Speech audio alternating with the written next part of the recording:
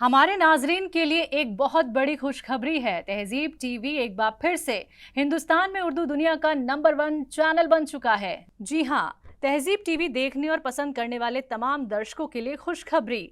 आप सबकी दुआओं और मोहब्बत से तहजीब टीवी एक बार फिर इस हफ्ते हिंदुस्तान में उर्दू दुनिया का नंबर 1 चैनल बन गया है।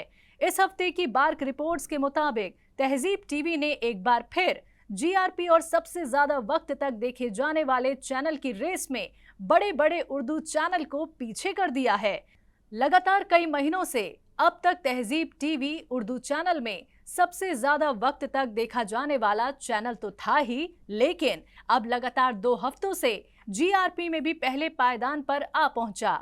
हमारे दर्शकों की मुसलसल दुआ और बेपनाह मोहब्बत का ही ये नतीजा है कि आज तहजीब टीवी उर्दू दुनिया का नंबर 1 चैनल बन गया है और इसके लिए हम अपने तमाम नाजरीन का तहे दिल से शुक्रिया अदा करते हैं।